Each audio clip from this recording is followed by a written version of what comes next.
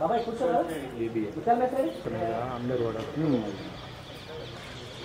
జీవోని విడుదల చేయాలి సివిల్ సప్లై అమలు కార్మికుల రేట్ల జీవోని సివిల్ సప్లై అమలు కార్మికుల ఎగుమతి దిగుమతి రేట్ల జీవోని సివిల్ సప్లై అమలు కార్మికుల ఐక్యత విడుదల చేయాలి రేట్ల జీవోని ఎగుమతి జిందాబాద్ జిందాబాద్ గుర్తించాలి సివిల్ సమస్యలను గుర్తించాలి సివిల్ సప్లై అమలు కార్మికుల 4వ తరగతి ఉద్యోగులుగా గుర్తించాలి సివిల్ సప్లై అమలు కార్మికుల 4వ తరగతి ఉద్యోగులుగా అమలు చేయాలి ఎగుమతి దిగుమతి రేట్ల జీవోను అమలు చేయాలి ఎగుమతి దిగుమతి రేట్ల జీవోను ఇచ్చేంత వరకు పోరాటం సివిల్ సప్లై అమలు కార్మికుల సమస్యలు పరిష్కరించేంత వరకు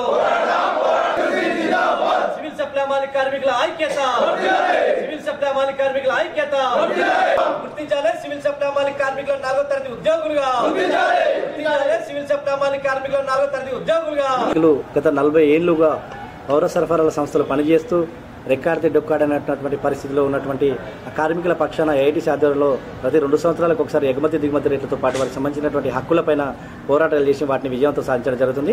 అదేవిధంగా 4వ తారీఖు 10వ నెల 2024 నాడు కమిషనరేట్లో ఒక రిప్రజెంటేషన్ ఇచ్చి మా యొక్క రేట్లు ఎగుమతి దిగుమతి రేట్లు పెంచాలని 4వ తారీఖు 10వ నెల 2024 నాడు ఇచ్చినటువంటి ఆ వినతి పత్రాన్ని పక్కన పెట్టి వారి యొక్క హక్కులను కాలరాస్తున్నటువంటి కమిషనరేట్ మీద కూడా ఏఐటీసీ ఆధ్వర్యంలో రాష్ట్ర వ్యాప్తంగా సివిల్ సప్లై అమలు కార్మికులు ధర్నా కూడా చేయడం జరిగింది.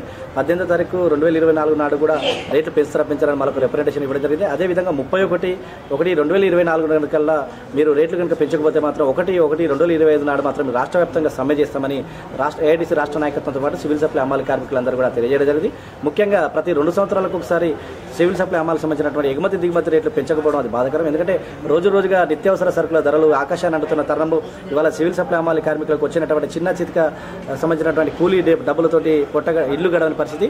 అందులో భాగంగా ప్రతి సంవత్సరం 2 సంవత్సరాలకు ఒకసారి పెంచాల్సినటువంటి జీవోని తక్షణమే అమలు చేయాలని మాది ఏఐటీసీ సివిల్ సప్లై అమలు పక్షాన మొదటి డిమాండ్గా మేము చేస్తున్నాం. అదేవిధంగా సివిల్ సప్లై అమలు కార్మికులను కూడా 4వ తరగతి ఉద్యోగులుగా గుర్తించి వారి యొక్క హక్కులను కాపాడాల్సిన బాధ్యత రాష్ట్ర ప్రభుత్వానికి ఉంది. ఇప్పటికే సివిల్ సప్లై అమలు కార్మికులు చేస్తున్నటువంటి 7వ రోజు సమ్మెకు చేరినా కానీ నిమ్మక నీరెత్తినట్టుగా వ్యవహరిస్తున్నటువంటి కమిషనర్ గారి మొండి వైఖరిని కూడా మేము ప్రశ్నిస్తున్నాం. అదేవిధంగా రాష్ట్ర ప్రభుత్వం సంబంధించినటువంటి వారు కూడా ముఖ్యమంత్రి గారు కూడా ఆలోచన చేయాలి. ఎందుకంటే సివిల్ సప్లై అమలు కార్మికులు చేస్తున్నటువంటి సమ్మెలో భాగంగా ఇటు అంగన్వాడీలకు కావచ్చు, ప్రభుత్వం సంబంధించినటువంటి స్కూళ్ళు కానీ హాస్టల్కి కానీ చేరవలసిన బియ్యం చేరకపోగా ఇక్కడ ఉన్నటువంటి వీళ్ళ కడుపులు కూడా మార్చే విధంగా ఈ ప్రభుత్వం కానీ కమిషనర్ గారు చూస్తారని మేము తీవ్రంగా దీన్ని హెచ్చరిస్తున్నాం. తక్షణమే మీరు జీవన అమలు చేయకపోతే మాత్రం పెద్ద ఎత్తున ఆందోళన కార్యక్రమాలు చేస్తున్నాం తెలుసుకుంటాం.